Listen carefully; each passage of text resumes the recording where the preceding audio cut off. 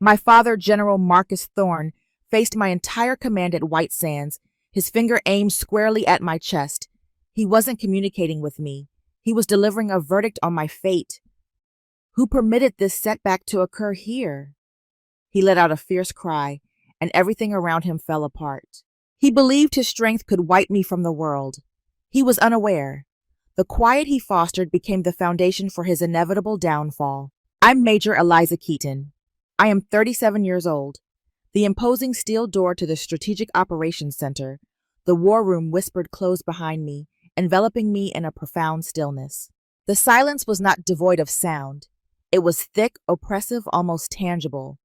The atmosphere was frigid and artificial coolness that stemmed not from the buzzing air conditioning units, but from the 50 pairs of eyes that shifted to focus on me in perfect unison.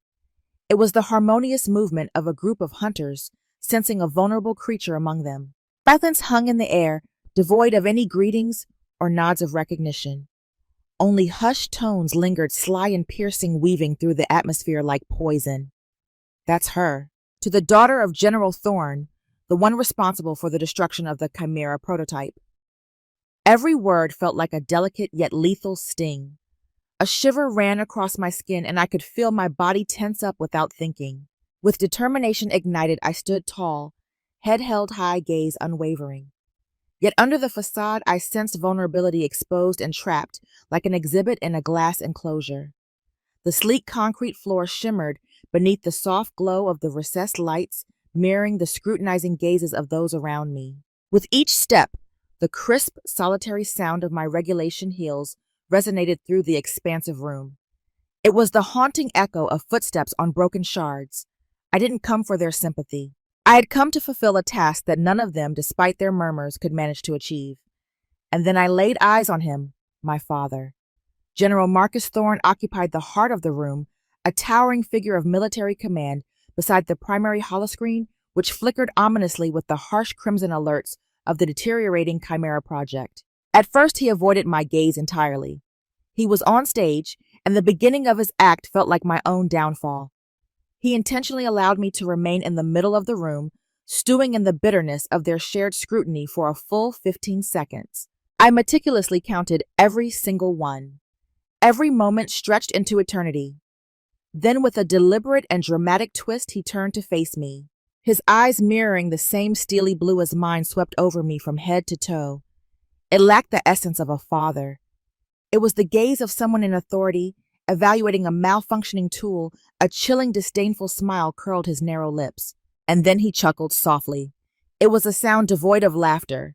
It was a tool of destruction. The sound erupted like a thunderous wave of disdain designed to explode at the heart of the gathering, leaving me exposed before every officer, every engineer, and every individual who had ever been part of my team. The echo bounced off the cold, unfeeling walls, a stark reminder of my own insignificance. It was the sound of utter contempt. When the last echo of his laughter finally died, a horrifying, profound silence descended. He let it hang in the air for a moment before he spoke, his voice a low growl that hammered every word and soared into my soul. Who allowed this failure in here?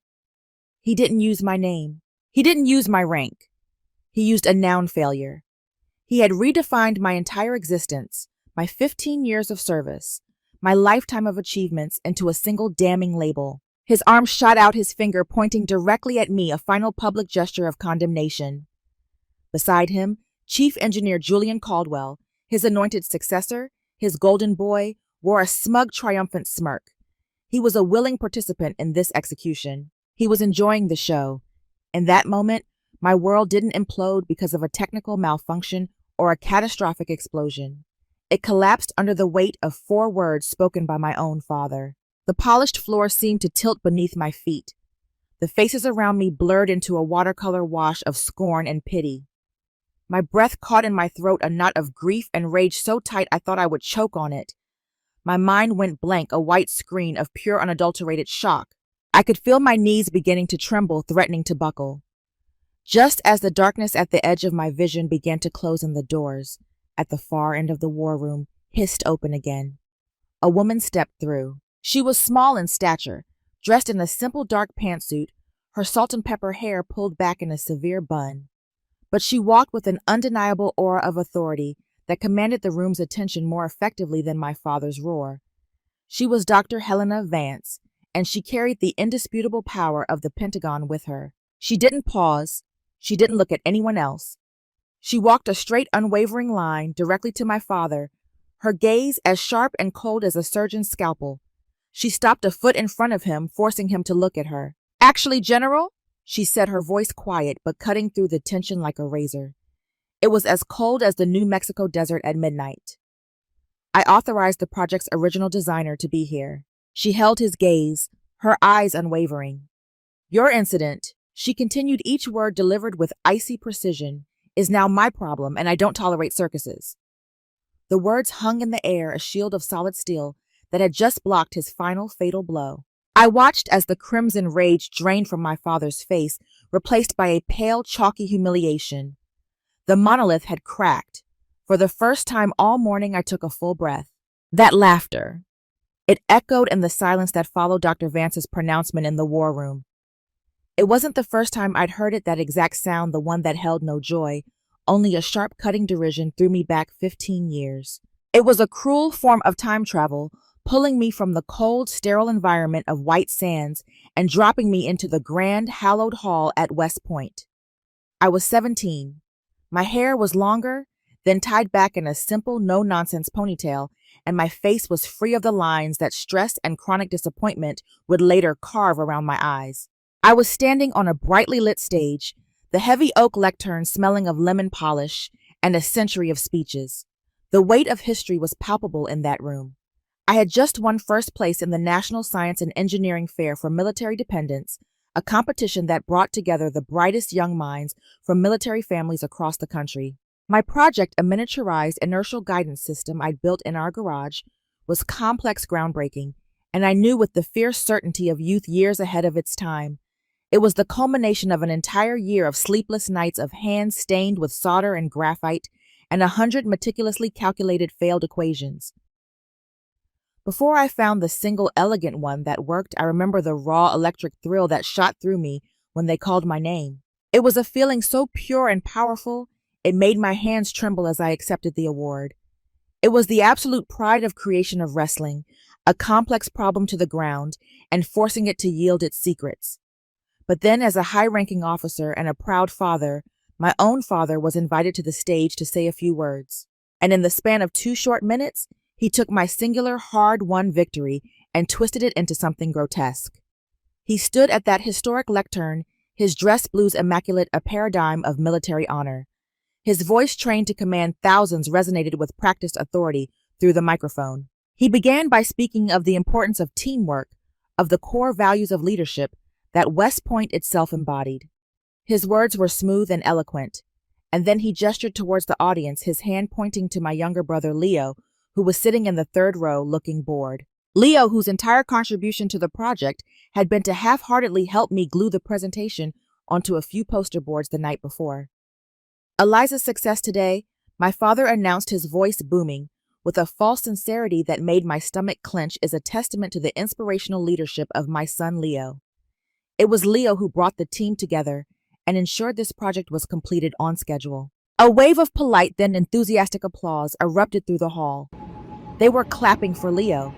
They were clapping for a lie, for a beautifully crafted narrative of brotherly teamwork that had never happened. I stood on that stage clutching a heavy gold-plated trophy and felt utterly, completely invisible. The physical weight of the award in my hands was nothing compared to the hollow emptiness that opened up in my chest. He hadn't just diminished my work, he had erased me from it. He had stolen it right there in the open and gifted it to his golden boy son. He had taken my mind, my passion, my singular intellectual triumph, and turned it into nothing more than a political tool to polish the future career of the son he truly valued. After the ceremony, Leo came up to me, his face beaming with an unearned, reflected glory. He clapped me on the shoulder, a gesture of casual camaraderie that felt like a slap. "Great job, sis," he said, grinning. "We did it. The word hung in the air between us, a monument to his ignorance. He didn't even realize the depth of the injustice. He didn't see the theft. He had grown so accustomed to basking in the glow of my efforts, so used to having his path paved with the stones of my hard work that he simply accepted this as his due. It was his natural state of being. My father had taught him that. I looked into my younger brother's eyes and saw no shame, only the easy, unthinking arrogance of a person who believes they are entitled to the fruits of another's labor. The pain of my father's betrayal was a sharp wound, but to see it reflected and amplified so casually by the brother I loved, that was a different kind of wound, laced with a slow-acting poison. That night, I sat alone in my designated room in the guest barracks. The trophy sat on the cheap laminate desk, its gold finish looking tawdry in the dim light. A quiet knock, and the door opened. It was my uncle, my mother's brother, a soft-spoken, brilliant, and perpetually tired-looking senior engineer from NASA.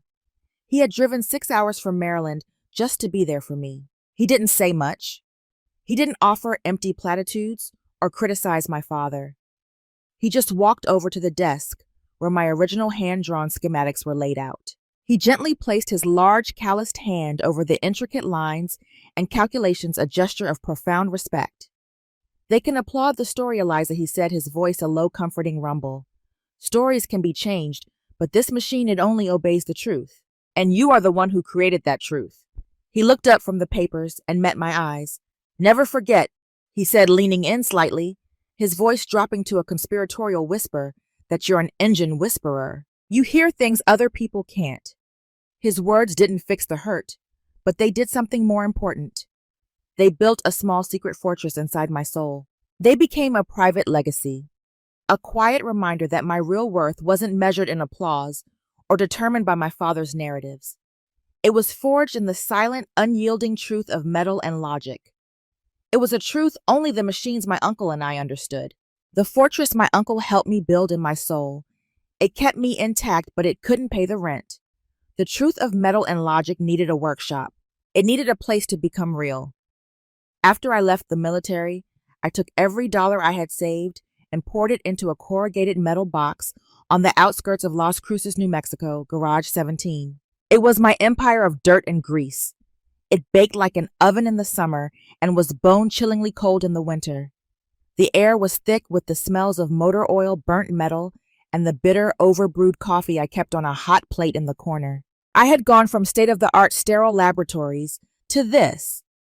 My new companions were a beat-up set of the Craftsman tools and a tinny radio that crackled with old country music. I took any job that came my way. I fixed the water pump engines for the local Hatch chili farms. I patched the failing hydraulic systems on rusted-out pickup trucks. I rebuilt generators that were older than I was. It was gritty, dirty manual labor. It was honest, and it was mine. The men who came to me at first all wore the same look, a look of deep, profound skepticism. They'd see this small, blonde woman with tired blue eyes and immediately doubt I could possibly understand the complex machinery that was their livelihood. I'll never forget one rancher, a big man with a sunburned neck and a permanent scowl. He threw a set of keys onto my workbench with a loud clatter. "You break it any more than it already is," he grunted, "and I'm not paying you a dime." I didn't argue. I didn't defend myself. I just nodded, picked up the keys, and got to work. I spent 12 straight hours on his diesel engine, my hands bleeding from a slipped wrench, my face smeared with grease until I looked like a ghost. But when I finally turned the key, the engine didn't just start. It roared to life with a perfect, steady rhythm it probably hadn't had in years. The rancher just stood there, looking from the humming engine to me, then down at my calloused, dirt-caked hands. The look of contempt in his eyes slowly, grudgingly morphed into a kind of baffled respect. He paid me in cash, didn't say another word, and left. That was a good day. One evening, after a brutal fight with the stubborn transmission, I slumped onto the dusty concrete floor, my back against a stack of old tires. I cracked open a cold Coors Banquet, the champagne of blue-collar work, and checked my emails on my phone. And there it was, an email from Leo. The subject line was just 2 words, "Great news." He was writing to boast.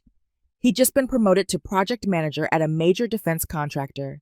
He proudly detailed his latest brilliant initiative for streamlining their supply chain logistics, an idea I recognized instantly because I was the one who had sketched it out for him on a cocktail napkin. Years ago, when he was struggling in business school, I read his words, the bitter taste of the cheap beer mixing with the familiar acidic taste of injustice in my throat. The world felt so fundamentally crooked in that moment. There he was, in an air-conditioned office getting promotions for selling my old ideas while I was sitting in the dirt fighting to make a living with my own two hands. I took a long drink of beer, then deleted the email. A familiar wave of hot anger and self-pity washed over me. But this time something was different. I didn't let it drown me. I stood up, the motion stiff and sore, and channeled that rage into energy. I turned my attention to a passion project I'd been tinkering with, an ancient Cold War-era generator that every other mechanic in the county had declared dead and unsalvageable. I worked through the night, not for money, not for a customer, but for myself. I remembered my uncle's words, "You hear things other people can't." So I listened. I ran my hands over the cold metal casing, feeling the vibrations. I closed my eyes and let the hum of the auxiliary power guide me. After hours, I found it. Not a broken part, but a flaw. A microscopic fracture in an insulation coil so small that it defied all standard diagnostic tests. As the first pale light of the New Mexico dawn filtered through the grimy windows of my garage, I flipped the main switch. There was a click, a hum, and then a steady, powerful thrum filled the quiet morning air. The generator was alive. Its rhythm was perfect, its power output clean and strong. It was my victory. A silent one with no audience and no applause, but it was real, forged from my own knowledge, my own hands, my own stubborn refusal to give up. And in the silence of that desert sunrise, that was everything I needed. My silent victories in Garage 17 didn't stay silent for long. In the small, interconnected world of high desert mechanics and ranchers, whispers travel faster than dust devils. A reputation for fixing the unfixable is a valuable currency. About a year after I first opened my doors, that reputation paid out in a never-expected way. One morning, while wiping the grease from my hands, I saw a new email pop up on my phone. The sender's address was a jumble of random letters and numbers heavily encrypted. The message itself was brief, stripped of all pleasantries. "We have a technical problem. We require your consultation. Discretion is absolute. A car will collect you tomorrow at 800. There was no name, no company, no letterhead. My old military instincts screamed that this was not a normal job fixing a tractor. Every part of me that had been trained in caution told me to ignore it. But the engineer in me, the part that lived for a challenge, was intensely curious. That part won. I replied with a single word: confirmed. The next morning, exactly at 8 o'clock, a black, unmarked SUV with tinted windows pulled up in front of my garage, its engine barely making a sound. It was the kind of vehicle that screamed federal government or private military contractor. It drove me deep into the Chihuahuan desert to a location that looked from the outside like a derelict cattle ranch. But the high-tech surveillance cameras tucked into the eaves of the barn told a different story. The woman who greeted me was petite with salt and pepper hair, pulled back into a severe, tidy bun. She wore a simple but impeccably tailored business suit that seemed out of place in the dusty landscape. But it was her eyes that held my attention. They were sharp, intelligent, and radiated an invisible, unassailable authority. "Helena," she said, extending a hand. Her handshake was firm, her focus absolute. She wasted no time on small talk, leading me directly past the rustic facade and into a state-of-the-art laboratory. There, mounted on a testing cradle, was an engine prototype that made my breath catch. I recognized its architecture immediately, an advanced iteration of an old DARPA design. "Everyone says it's dead," Helena said, her voice calm and even. "They've tried everything. What do you think I spent the next 2 days in that lab? I barely ate. I didn't sleep. It was just me and the machine. I didn't just read the terabytes of diagnostic data they had compiled. That was their mistake. They were looking at the data, but they weren't listening to the engine." I placed my hands on its cold metal casing, closed my eyes, and just listened. I felt the vibrations, the subtle harmonics, and I heard it. A tiny stutter in the fuel injection cycle, a microsecond anomaly, so minute that the automated diagnostic systems had dismissed it as within acceptable tolerance. It wasn't broken. It was out of tune.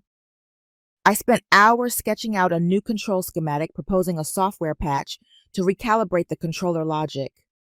When I was ready, I presented my findings to Helena. She sat across the table from me, and as I explained my reasoning, she never once interrupted. She just listened, her sharp, perceptive gaze seeming to see right through my technical jargon and into the core of my thinking. When I finished, she was silent for a moment. "You're not just a mechanic," she said finally, a statement of fact. "You're having a conversation with it." It was the first time anyone had truly understood my process. Ms. Keaton Helena continued, and the use of my formal surname felt like a knighting. 3 years ago, the Pentagon lost a valuable asset. I've read the official report on the Chimera prototype explosion. I've also read your original unedited design schematics.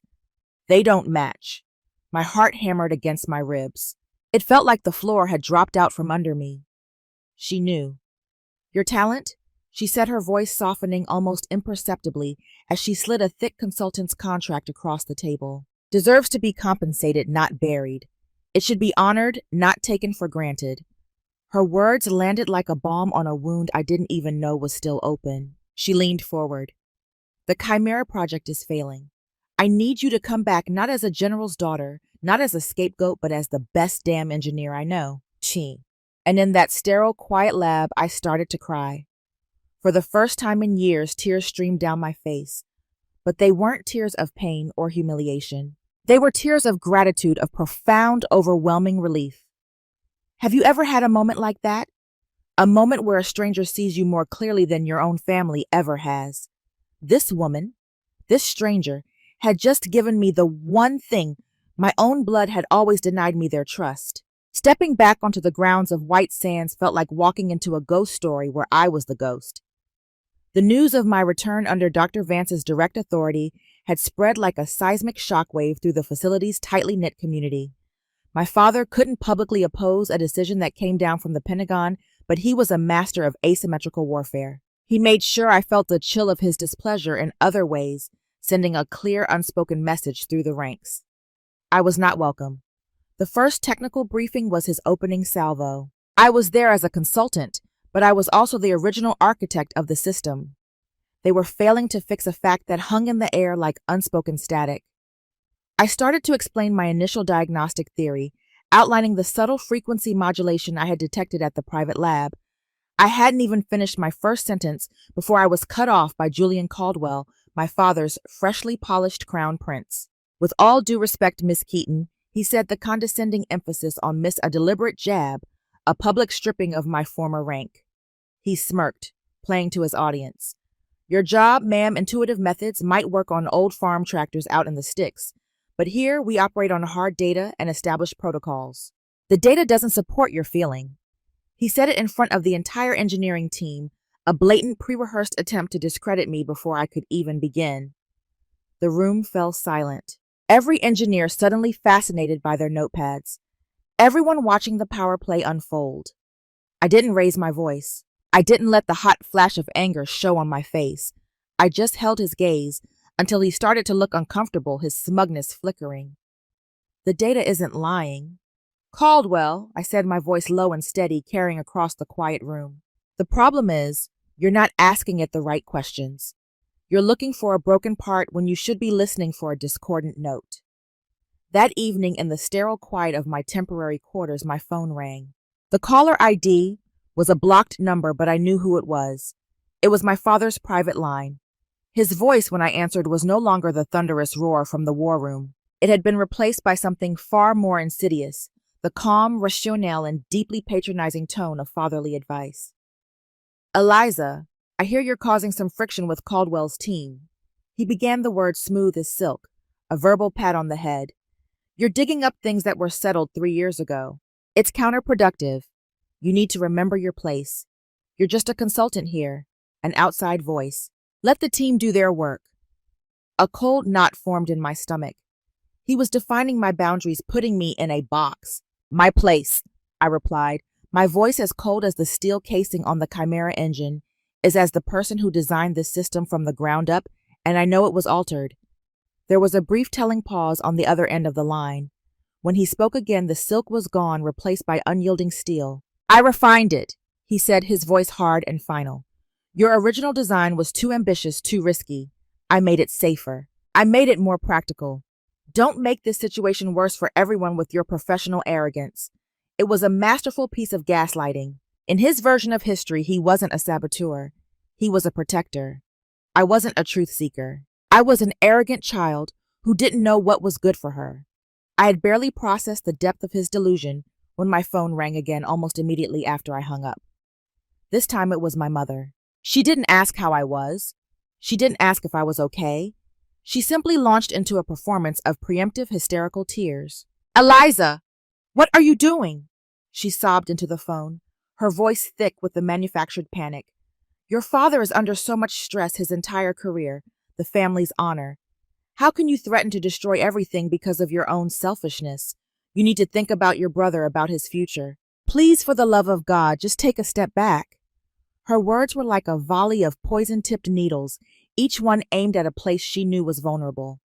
She had twisted my fight for professional integrity into an act of personal selfishness. She weaponized family honor, a concept that had never once been used to defend me, to demand my silence. In that moment, I realized with sickening clarity that her quiet, complicit silence over the years was 1,000 times more damaging than my father's overt cruelty. He was the storm, but she was the toxic, stagnant air that allowed the mold to grow. She was the chief enabler. Something inside me, a wire that had been stretched taut for 3 decades, finally snapped. "Mom," I said, and my own voice startled me.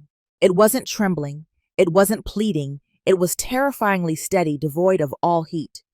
The family's honor was destroyed 3 years ago when not a single person in it stood up for the truth. "Eliza, don't you dare take that tone with me." "I will not." I cut her off, the words clean and sharp. "Take a step back, not this time." I ended the call. My hand, when I looked down at it, was shaking, but it wasn't from fear or weakness. It was from a rage so pure and white-hot it felt like it could melt steel.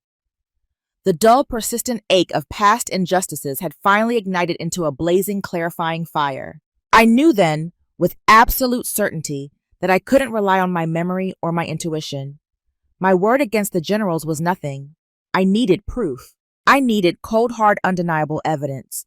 The kind of evidence that would show the world, Dr. Vance, and my own fractured self exactly what they had done. The real war had just begun. The anger didn't fade after the calls. It cooled. It solidified into a cold, hard, and terrifyingly clear purpose. That night, sleep was an impossibility. The ghost of my mother's pleas and my father's lies weren't just echoes in my head anymore. They were the fuel for a hunt. I sat in front of my secure terminal, in the pre-dawn darkness, the clinical green glow of the screen illuminating my face. In that moment, I shed the skin of the consultant, of the daughter of the victim.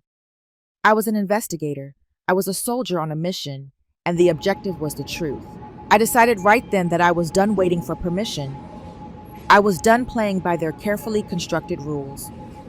Drawing on old, deeply buried skills from my time in technical intelligence, I began to probe the base's internal network.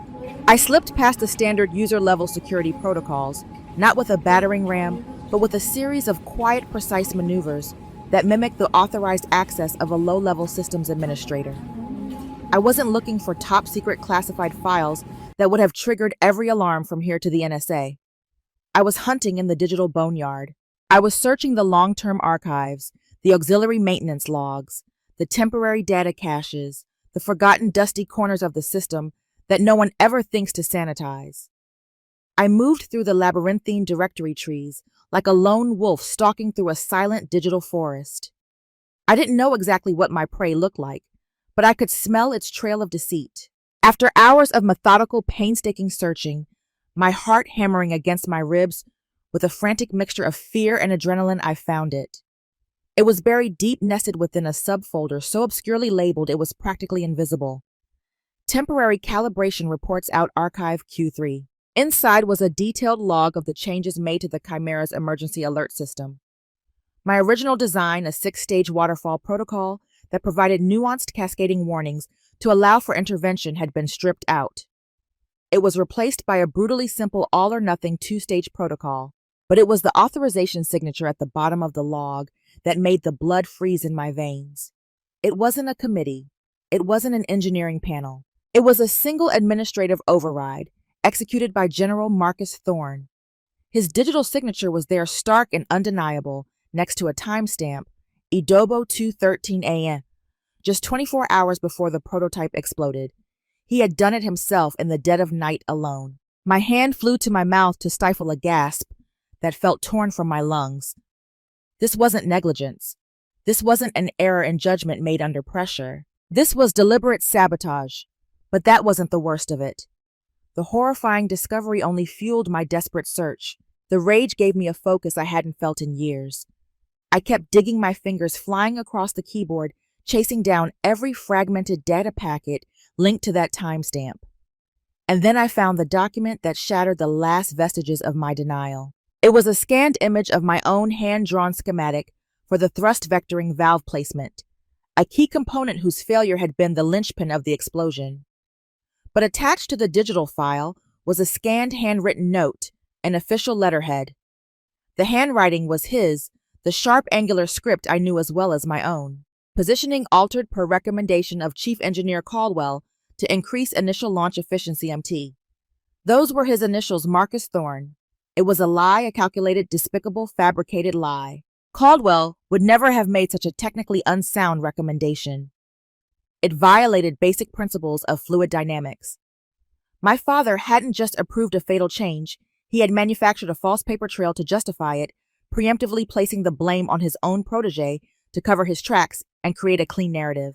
He had built my professional coffin and signed another man's name on it. That was the moment everything inside me broke. The years of quiet pain, of being overlooked, of being gaslit, all of it coalesced into a single blinding point of cold, diamond-hard fury.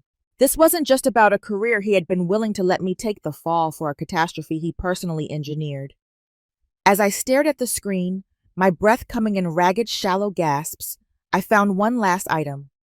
A simple search through the public base archives brought up a social bulletin from the Fort Bliss Officers Club, dated the day after I was forced to resign. It announced a celebratory cocktail party hosted by General Marcus Thorne in honor of the successful and efficient restructuring of the Chimera project.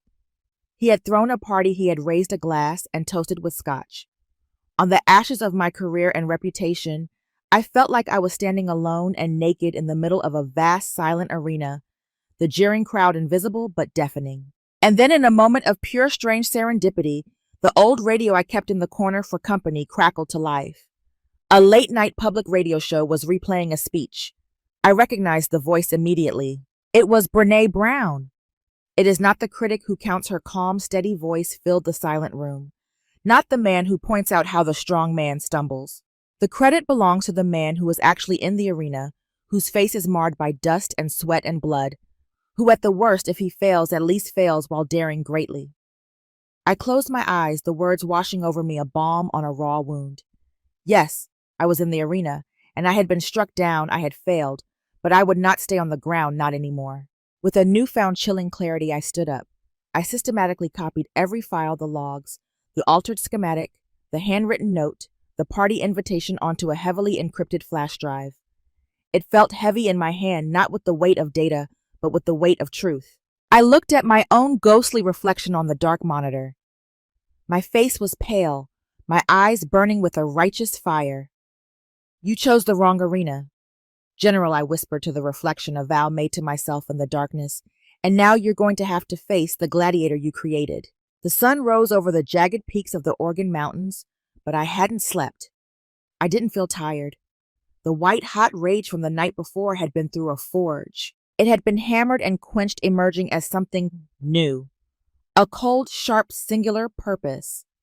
I was no longer a victim caught in a storm of my father's making. I was a prosecutor, and the sun was rising on the first day of the trial I was about to convene. The encrypted flash drive in my pocket felt heavy, not with the minuscule weight of its plastic and silicon, but with the profound weight of truth. The warrior my father had unknowingly created over decades of relentless pressure was now armed, and every warrior, every soldier, every prosecutor needs a battle plan. I spent the entire morning in the sterile temporary office. They had assigned me a box of a room that felt more like an interrogation cell. With the flash drive connected to my secure laptop, I worked with the methodical precision of a bomb disposal expert, arranging the files I had downloaded into an unassailable logical structure. I wasn't just compiling evidence, I was building a case piece by damning piece. Each log file, each timestamp, each unauthorized digital signature, and each cloying, manipulative email was labeled, cross-referenced, and placed into a chronological timeline of deceit. My presentation would not be an emotional appeal. It would be an engineering inquest. I was constructing my argument not with legal statutes, which could be twisted, but with pure, irrefutable engineering logic. A machine, unlike a man, doesn't lie, and I was going to let the ghost of the chimera tell its own unvarnished story. Around noon, when the desert sun was at its most punishing, there was a soft, hesitant knock on my door. It was David Chen, the young data analyst from Caldwell's team. He was a quiet, almost invisible presence in meetings, a man who always seemed to be studying the scuffs on his shoes as if hoping to find a trapdoor in the floor. He looked terrified now, his eyes darting towards the hallway, as if expecting my father or Caldwell to materialize at any moment. "Major Keaton," he whispered, his voice barely audible. He still used my old rank, a small unconscious sign of respect that felt strangely significant. "I know what happened 3 years ago. I was the junior analyst who ran the initial data sweeps right after the incident. I saw the original diagnostic logs before they were archived." He meant wiped clean, erased from the official record. I didn't say anything. "I was scared. I have a family, a mortgage."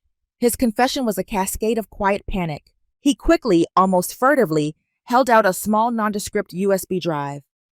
"This is my personal backup of the original unedited automated logging sequence from the day of the explosion. The one that was deleted. I kept it. I don't know why. I felt like it was wrong. I think you should have it." I looked at him, at his pale, frightened face, and saw the war between his conscience and his fear. His belated courage didn't erase 3 years of cowardly silence, but it did give me the final critical piece of my arsenal. It gave me the before to my after. I nodded slowly, taking the drive from his trembling hand. Its plastic casing was warm. "Thank you, Chen," I said, my voice even and calm, trying to offer him a sliver of the reassurance he so desperately needed. "You did the right thing."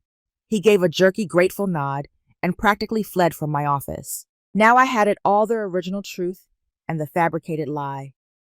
But I knew that presenting a folder of digital files in a closed-door meeting wasn't enough. In a world of politics and power, data could be dismissed as interpretation, as a difference of professional opinion. I needed more than evidence. I needed a demonstration of power. I had to show them, not just tell them. I found an empty briefing room down the hall, one with a massive wall-sized whiteboard untouched and gleaming under the fluorescent lights. I picked up a black dry erase marker, the cap making a sharp, definitive click as I removed it. And I began to draw. From memory, with a hand that did not shake, I recreated the entire original design of the Chimera project. The intricate coolant circulation, loops, the precise calibration of the pressurization valves, the elegant logic of my 6-stage cascading warning system. Every line was exact, every parameter flawless. The black ink flowed from the marker, my hand moving with a speed and certainty that felt almost otherworldly, a direct conduit from my mind to the board. It wasn't just a technical drawing. It was a declaration. It was an act of intellectual and spiritual resurrection. I was bringing a murdered design back to life right there in the open for all to see. I was showing them the beauty, the complexity, and the inherent safety they had willfully destroyed. As I was finishing the final subsystem, a shadow fell over the board. Julian Caldwell stood in the open doorway, arms crossed, a condescending sneer plastered on his face. He looked from the sprawling, intricate schematic to me, my hand still moving. "Still playing with your drawings, Keaton?" He mocked, his voice dripping with disdain. "It's cute. Maybe you should go back to fixing those tractors. This is the big leagues." I didn't turn around. I didn't grant him a single glance. I just kept drawing, adding one last crucial detail to the schematic. My signature in the bottom right-hand corner, clear, proud, and unwavering. Eliza M. Keaton. The whiteboard was no longer a simple tool for work. It had become a gauntlet thrown down, a silent public accusation that was more powerful than any shouted argument. I didn't have to say a word. My work, the pure, undiluted truth of it, spoke for itself in a language of elegant, undeniable logic, and I knew with every fiber of my being they would have to answer it. The whiteboard became a silent accusation in the middle of the engineering bay. It was too big, too detailed, and too public to be ignored. It was a masterpiece of passive aggression, and it worked. Dr. Vance saw it on her morning tour, and after a private 10-minute meeting with me, where I presented her with my encrypted drive, an emergency simulation review was on the schedule for that afternoon. My father couldn't refuse a direct order from his civilian oversight, but he was a brilliant tactician, and he immediately turned the situation into what he thought was an inescapable trap for me. He framed it not as an inquiry into a potential flaw, but as a demonstration of the project's resilience. With blinding arrogance, he invited a small hand-picked group of influential defense journalists to observe a routine calibration test. His goal was twofold: to witness my public failure under the glare of the media and to solidify his narrative that the project under his refined guidance was firmly under control. When I walked into the simulation room that afternoon, it felt less like a technical review and more like a public execution. The air was thick with tension. The engineers from Caldwell's team stood stiffly at their stations, avoiding my eyes. The journalists, with their notebooks and cameras, stood along the back wall, their faces a mixture of curiosity and predatory anticipation. And in the center of it all, like Roman emperors about to preside over the games, stood General Marcus Thorne and his protege, Julian Caldwell. They were radiating a confidence that bordered on smugness. This was their stage. They thought this was my final act. At a nod from my father, the simulation began. "Run the current configuration," he commanded, his voice full of authority. The lead engineer initiated the sequence, my father's compromise sequence. On the main holoscreen, the 3D model of the Chimera engine roared to virtual life. The numbers on the telemetry displays began to climb. For a moment, it looked stable. Then the amber warning started to flicker. The numbers turned red. The engine sound in the simulation deepened into a tortured groan. And then, exactly at the 92-second mark, the screen flashed with a massive crimson alert. Critical failure. Rotor imbalance. Catastrophic event imminent. Caldwell, performing his part perfectly, slammed a hand down on the emergency stop button. The simulation froze. He turned to the journalists, his face a mask of weary competence. "As you can see, ladies and gentlemen," he explained smoothly, "we are dealing with a system that has certain inherent instabilities in its original design architecture. We are working diligently to mitigate them." He was blaming me publicly. My father nodded gravely, a look of solemn approval on his face. The lie was being cemented into the official record. It was then that Dr. Vance spoke, her calm, quiet voice cutting through the manufactured drama like a laser. "Thank you, Mr. Caldwell. Now," she said, turning her gaze to the lead engineer, "we will run the simulation again, this time using Major Keaton's original configuration." My rank! She had used my rank. A jolt went through me. Caldwell smirked, taking the encrypted drive I held out to him. He plugged it into the console, leaning in as he did so. "Let's see your ghost dance," he whispered, just loud enough for me to hear. The simulation began again. This time, the initial reaction was even more violent. The system, accustomed to the safer parameters, bucked like an untamed horse. Alarms shrieked through the room. Red lights flashed across every console. The journalists began murmuring, exchanging knowing glances. Caldwell shot me a look of pure triumphant victory. This was the failure he and my father had counted on. But I was calm. The chaos on the screen was exactly what I had predicted. The system was fighting the change. Pause simulation. I commanded, my voice clear and steady. The room froze. I walked past Caldwell, not even glancing at him, and stood before the main control interface. With a series of swift, precise movements, I manually overrode and recalibrated 3 core parameters: the fuel mixture variance, the coolant flow rate, and the harmonic feedback loop. I didn't look at the data streams on the screen. I didn't need to. I closed my eyes for a split second, feeling the engine's rhythm in my mind, listening to its language. I was the engine whisperer. "Continue simulation," I said. The entire room held its breath. As the program resumed, something miraculous happened. The piercing shriek of the alarms began to subside one by one. The frantic, flashing red lights turned to a steady amber, and then one after another, they blinked into a calm, reassuring green. The deep, tortured groan of the engine smoothed out into a powerful, clean, and perfectly balanced hum. The simulation clock ticked past the fatal 92-second mark. It passed 120 seconds, 180, 240. It completed the entire 300-second full power cycle without a single error, a single flicker of instability. It performed flawlessly, exceeding the original efficiency projections by 7%. The only sound in the vast, silent room was the steady, powerful hum of the simulated engine. No one spoke. No one moved. I saw the journalists slowly lower their cameras, their expressions a mixture of shock and dawning realization. They turned their lenses away from the screen and focused them on the faces of the two men in the center of the room. Caldwell stood frozen, his mouth slightly agape, the color drained from his face. He looked like he had seen a ghost. And my father? General Marcus Thorne stood as still as a statue, his face a horrifying mask of disbelief and rage. The Emperor suddenly found himself naked in the arena. All of his power, all of his authority, all of his carefully constructed lies had just evaporated, consumed by the perfect silent hum of the machine he had tried and failed to kill. The silence in the simulation room had been louder than any explosion. It was the sound of a paradigm shifting, of a career ending. The aftermath was swift and brutal. The defense journalist who had been invited to witness my execution instead reported on a political coup orchestrated with elegant, undeniable engineering. The story created a media firestorm. Within days, the Pentagon launched a formal investigation. General Marcus Thorne was suspended from duty pending a full review. Julian Caldwell was fired immediately for gross incompetence and professional misconduct. The Entish empire my father had built over a 40-year career, an empire of fear, loyalty, and absolute control, was crumbling like a sandcastle against the tide. I didn't feel the elation I thought I would. There was no triumphant fist pump, no celebratory drink. There was only a vast, hollow emptiness, like the ringing in your ears after a great battle. The war was over. The truth had won, but I just felt tired. A few days later, my phone rang. It was Leo. For a foolish, hopeful second, I thought he might be calling to ask if I was okay. To ask what had really happened, I thought for a moment that he might finally be ready to listen. I was wrong. "What the hell did you do?" he screamed into the phone, his voice cracking with rage and panic.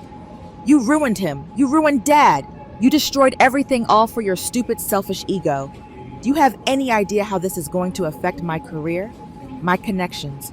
They're all tied to him, you selfish bitch." I stood there, phone pressed to my ear, and listened to his tirade without saying a word. I listened as he accused me, insulted me, and blamed me for the consequences of our father's own actions. He saw none of the original sin, only the fallout that was inconveniencing him. When he finally ran out of breath, his heaving pants echoing down the line, I spoke. My voice was eerily calm. "You never once asked how I felt, did you, Leo?" I said, and not as a question, but as a statement of fact. "Not 3 years ago, not now, goodbye." I ended the call and blocked his number. With that simple final action, the last frayed thread connecting me to the illusion of family was severed. It didn't even hurt. It was just quiet. The final confrontation came a few days after that. I was back at my garage in Las Cruces, covered in grease from a stubborn Ford F-150 transmission, when his sedan pulled up in a cloud of dust. He got out. He wasn't wearing his uniform. Dressed in civilian clothes, he looked smaller, older. The towering monolith of a man I had known my whole life was gone, replaced by a stooped, gray-faced old man who looked like he had aged a decade in a week. He didn't apologize. He didn't even try. He started to explain, to rationalize, his voice raspy. "I just wanted to protect you, Eliza. The design was too risky. I never thought it would go this far. The same old lies, the same tired narrative." I held up a hand, my palm stained with oil. He stopped, surprised by the authority in the gesture. "Don't," I said, my voice quiet but unyielding. "Don't insult my intelligence anymore. You didn't do it to protect me. You did it to protect yourself, to protect your legacy, to protect your control." He opened his mouth to argue, then closed it. He fell silent because he knew I was right. There was nothing left to say. Slowly, I wiped my right hand on a rag, and then I twisted the heavy gold ring on my finger. My West Point ring, the one he had placed on my hand at my graduation ceremony, a symbol of everything he represented.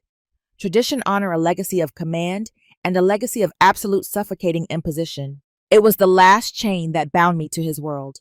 I pulled it off. The skin underneath was pale and indented. I stepped forward and placed the ring into his open, waiting palm. It looked small and insignificant in his hand. "I'm giving this back to you," I said, my voice steady and clear, free of anger or malice. "I don't need your legacy.